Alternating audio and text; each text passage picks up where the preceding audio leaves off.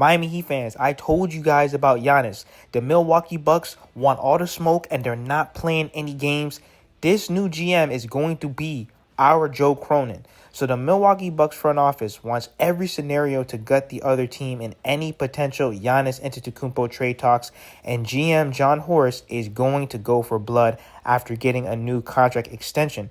John is not going to try to just be on good terms with Giannis. He's trying to do right by the Bucks. And I keep telling you guys, once they trade Giannis, no one is going to Milwaukee.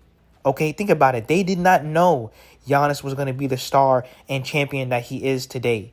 They're not going to get anyone like Giannis for a while, especially if they don't draft properly. And that means that if every scenario in play leaves the other team so gutted that Giannis might not actually be in that much better of a situation, then maybe that's where he looks at the room and says, all right, let me stay put. So pretty much they're trying to do the Uno reverse.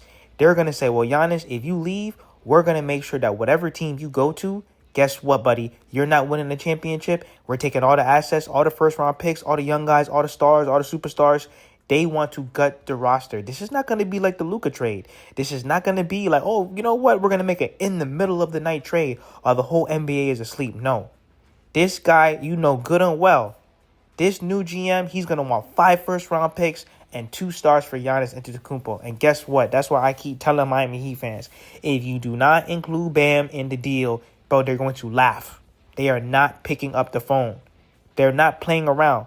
It's like what he said. He's going to do what Milwaukee wants. What do the Bucks organization want? We don't care about what Giannis wants. We're not working with Giannis. We're not dealing with Giannis. We don't care if he's pissed, mad, happy, sad. We are all in with the Milwaukee Bucks. Now, we all know Barry Jackson and Heat Twitter. He said, should the Heat be shopping Bam Adebayo or Tyler Hero? No. But if a perennial all-star becomes available, don't allow loyalty or fondness for either player or a love of stability or an appreciation for Adebayo as the standard bearer of Heat culture to torpedo the right basketball move. So pretty much what he's saying is, if you see Giannis or an all-caliber all-star player, you better go get him. You better trade Bam, you better trade Tyler, or both of them. But let me know in the comments, because this is crazy for Barry to say.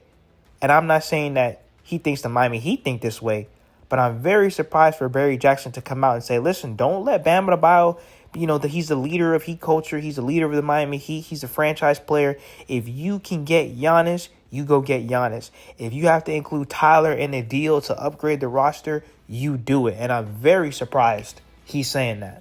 Now, I keep telling you guys, we have to be realistic when it comes to these trades. I understand y'all want Kevin Durant, y'all want Giannis. The rumors are swirling, but you also need high-level role players around your best players. So Barry Jackson said also here, the potential DeRozan, Porzingis, holiday opportunities who Miami should be calling immediately, and how the Heat cannot let emotion get in the way with anyone on this roster. So Barry Jackson keeps hitting on, listen, guys, it doesn't matter who it is. It doesn't matter if you love Tyler, if you love Bam, if you love any player on this roster. Guess what? They're all for sale at this point. Let me know in the comments. Do you guys agree with that? Do you think that everyone is up for grabs with the Miami Heat right now? But I definitely agree. I don't really like Porzingis. He can't stay healthy to save his life.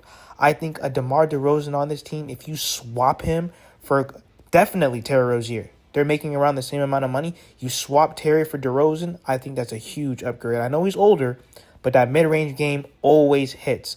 Drew Holiday, we have Drew Holiday at home and Davion Mitchell. I'm not liking Drew Holiday at $32 million.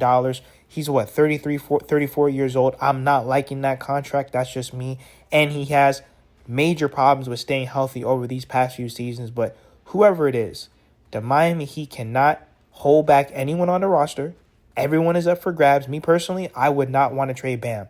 That's just me. I know a lot of people are going to get upset. I don't want to trade Bam because he does way too much for this team. We need high-level role players on this team. Scoring, rebounding, athleticism.